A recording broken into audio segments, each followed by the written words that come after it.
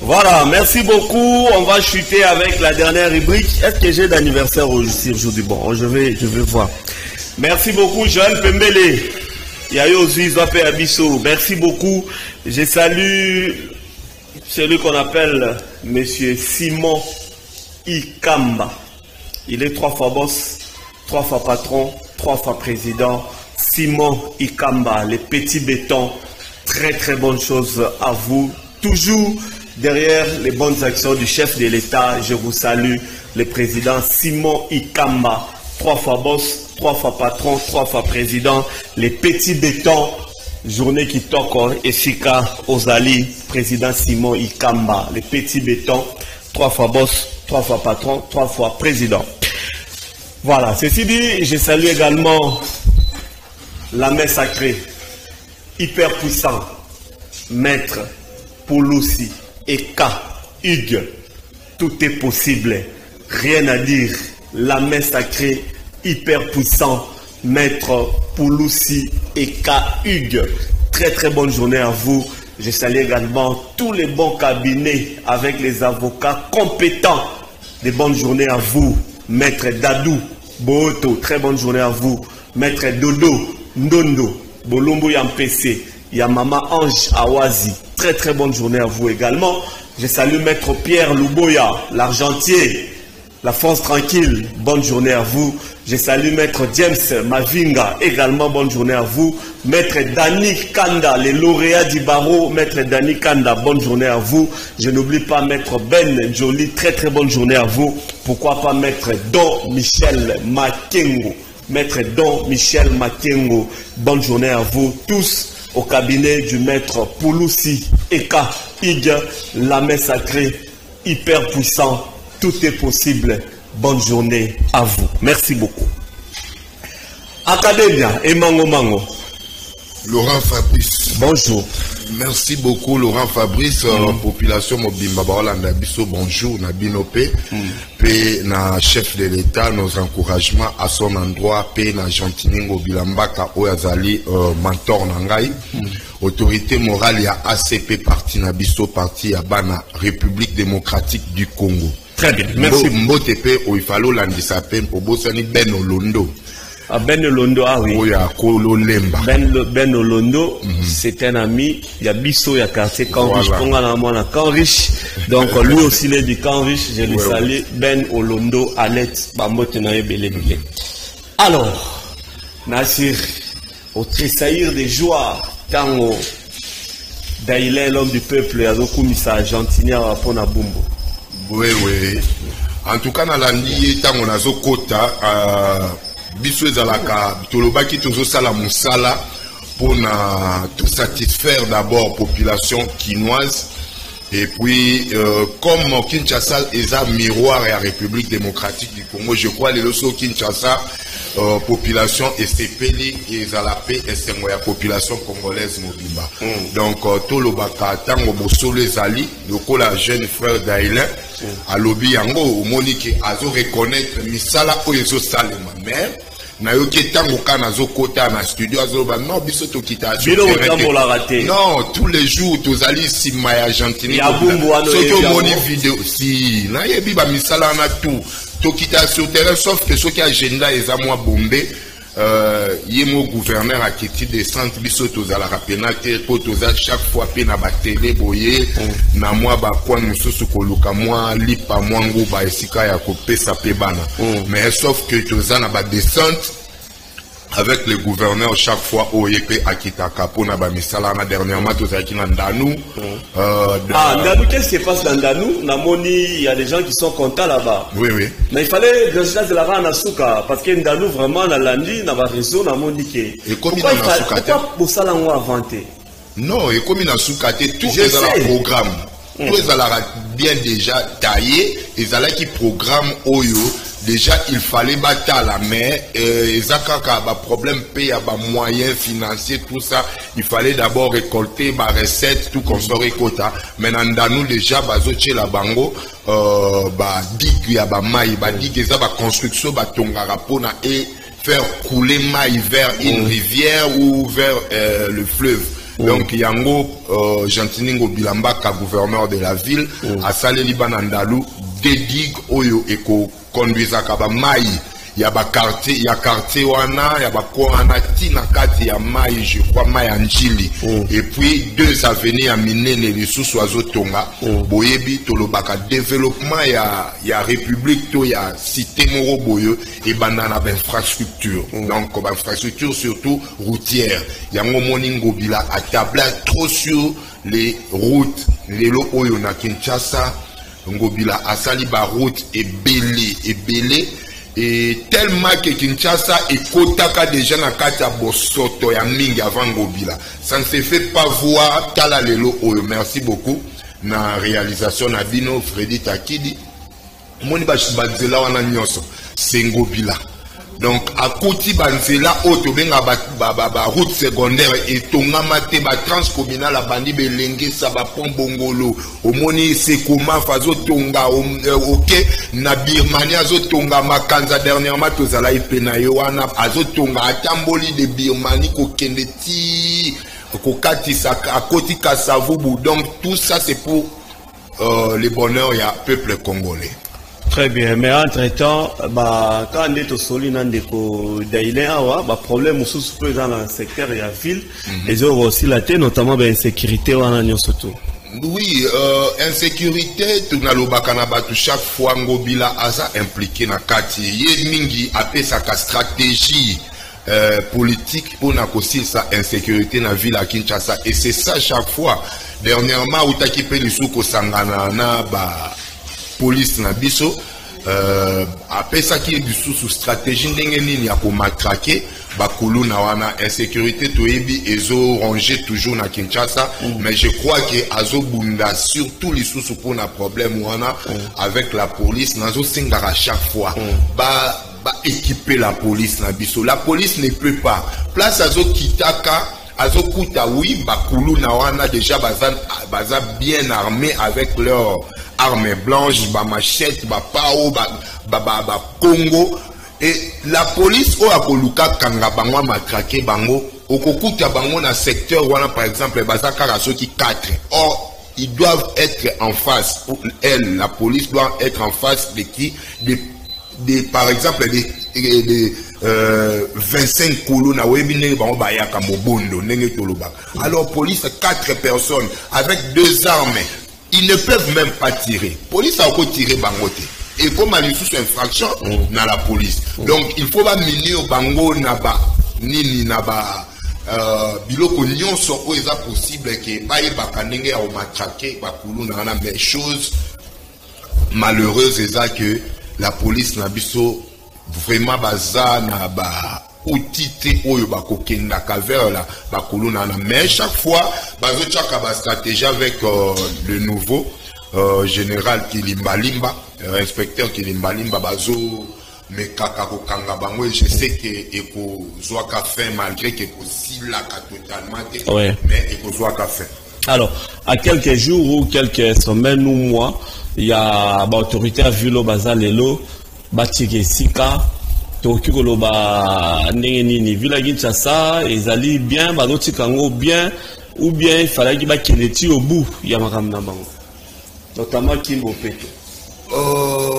Je sais que élection ngolobi tozo bongisa yango tozo préparer yango c'est-à-dire Seigneur veut préparer l'élection ya ba gouverneur ya ba sénateur.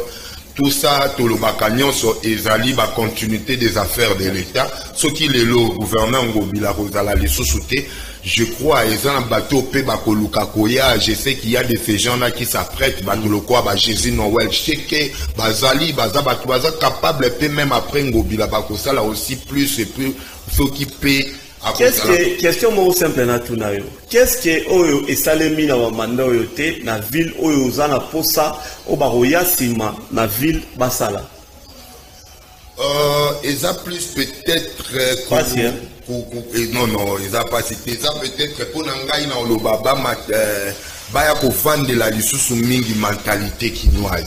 Surtout mentalité quinoise. On peut tout faire. Boye bolongoli ba poubelle, boye botongi. Mais si la mentalité ne change pas, ngana moni yango même tango nzela lokola elenge sezotonga na tobanda ça ba descendre trop wana mokokuta ba uto tonga ba rigole asika oto benga communément ba terrasse asika mais population a transformé nanu kutu ba silisi yango teza nanu sika mai pe kutu na elekite loko aliboso mais bango ba komo bwaka ba ordure na kati. Oui, bon, on défendre en oui, peut-être, mais est-ce que ce que si comme nous sommes au bois que il faut au bois qu'on a caniveau non. Donc il faut te luka moyen moko boyako luka attendant le bacheli so poubelle publique. Donc population a comme consciente. Population a changé mentalité, a renouvelé les sous intelligence naïe. Mentalité, ça passe par quoi? Par l'éducation, par l'école, parce que à un certain âge, mon mentalité va changer sous. Il faut plus peut-être sensibiliser, la sensibilisation tous ensemble, les journalistes, nous, les communicateurs, bateau, baja, hôtel de ville, il faut chaque fois sensibiliser que les kakana, coin, venu, rue. La kakola kisaka bateau, même la télé chaque fois au monde a changé. C'était d'un coup qui a comme ça nous l'a caché. Et puis le tika linga lanzela na la caché. Aux hommes qui ezalaki plus c'est l'eau quoi pour sensibiliser. Donc ba matraquer kaka sensibilisation, je sais que et koki kokoma sans trop ekenda parce que ba mabulu et continuer yo le botambola daila bi botambola yo do tambola au moins la super lemba oui soko zo bima la station wana station Total wana oui hein place ba taxi télé ba bus ba taxi télé magasin tout ça je vois liboso magasin ba chinois au moins la mabulu ça wana ça dérange au moins la super lemba na le bemi lemba parce que moi je suis lemba. On a un super lembo qui est terminé. Liboso ya babaro des saisons côté barwa mabie zalaki. Donc maboulou o ekomi wana na ebité bozo sele comme ebele et comme ebele pombongo ebele nango comme. Ezo bebi sakutu ba mutuka. Ngaku tuna tuti kutu ba mutu moko motoka pona maboulou wana na super lemba wana. Bakangiote. Non, il a une angle léger. Tout ça à cause, bon, il y a pas de moto bien sûr, mais il faut comme un boulot les allés. Oui, au bandi. Et puis il y a battu belé, bazabongo, hein, bah degré le salement on a et belé. Au bandi na kotu na centre programme wana ou projet wana ezalaki à gouvernement central ezalaki à ville attente et ville à Kinshasa nde azalaki kaka azana lisu wana mais c'est lui qui n'est pas mais lisu loko ezali non même pour la population na ya Kinshasa c'est ça expliquer au moni ba makambu ya banzela même ici na Kabamba ba tout chaque fois surtout Kabamba je suis passé par là Kabamba je suis arrêté je fais une erreur dimanche ya rozonga nzela poids lourd mais na bisi yo. C'est terrible, poids lourd. Ce qui se passe, c'est quoi? Au Moni, la ville de Kinshasa, où est dirigée par Ngobila Mbaka, oui, c'est lui d'abord qui doit. Mais c'est quoi Ezanini? Ezali, procédure ou processus, moi, ça, le makane, c'est que la ville écrit au gouvernement central ou à l'OVD. L'OVD est allé office de voirie et drainage. Donc d'office, ceux qui nous élèvent Toboki et Tcheliboulou Nengolo Banalemba, qui doit venir les premiers, c'est l'office. L'office, il faut un moyen. Voilà, très bien. Donc, pour compléter le qu'on a mis là, comme moyen, on est kouta na ville et kouta na ministère, il y a ça malouko, il est tombé en bon, on a mis un troublé. Cité ministère et donc gouvernement central n'est pas pour PC Mbongo et où tu as ville alors tant au OVD gouverneur a commis que Nzela Kabamba Bosal Botalango OVD Nango Ndaro Kende c'est que les autres ngamate c'est-à-dire OVD n'a pas servir c'est là moussou ce côté tongama et sali maboulou ndengolo banalemba batonga que sali maboulou mais il faut ce qu'on appelle il y a un service qu'on appelle BTC BTC bureau technique de contrôle très bien. Oui, bimakambo belé motungisa. Non, pour la population loba. Oui, bureau technique de contrôle, il faut contrôler la kabanzela yango monaki président de la République tangwa koti a suspendaka o abandaki otonga awa koto hôtel de ville wana suspendaka DG alongola ka ekutu alongola DG ya OVD. Pourquoi? Parce que batonga ki nzela wana mabeso ki couche moko pamba après ka mikolo nzele kufi, donc et il revenaka directement na ngobila te. Donc eza procédure mobimba même ngobila avant tonga sekoma fo aussi wana ya 16 km eza nzela ya centrale, mais esili akomela ki nani akomela ki gouverneur et pardon gouvernement central bapesi kitus lié abimisi ba moyen ya ville au lieu que tout gouvernement central abimisi. Donc tango atali ke non o ekomi déplorable ville abimisi mbongo batongi se komaf na mbongo ya ville mais mingi utaka na gouvernement central soki le rôle obi bongo soki gouv Gentina Zolanda biso atala kaya lemba liboso ya des saisons en face ka place café chez Zalaki ba on ni ba benga ngoni métropole car na métro car liboso métro wana liboso ya ba des saisons place roi Mabé Zalaki liboso wana rara vraiment monsieur le gouverneur ba mabulu esali wana ezo bomba ko ba amortisseur a mutuka yoku to lobi na retard ngana zo yebisa yo donc gouverneur assis à côté lemba trop lembeza esika na ye no pas ba parent na ye apsi amona kangwa telema na butuana alimbala moko lobi nango ba komeli OVD déjà OVD je crois d'ici et zo salema kala alors même il y a super lemba wana pesa lemba surtout kabamba kuna ba ofingela ngango bila tous les jours surtout kabamba oh ezango bila te population na poids lourd ceux qui font service à Gouvezolanda na poids lourd to bi etam so musana été mais appelé des appelé Dakar yango moni même avenir Nguma Nguma après c'est bon déjà bazo salango d'ici kala mingi tezo sila trottoir etongami musu ya sikanzela ba réhabilité donc ba mabulu tu ezalaki na Nguma ezo sila et puis après société wana na bosani kombo nango et pesi 13 ans il y a garantie ce qui est salimo libulu bango baye et ce qui est bukani bango baye donc 13 ans il y a garantie. En tout cas, ceux qui semaine prochaine, les marrons et salémité.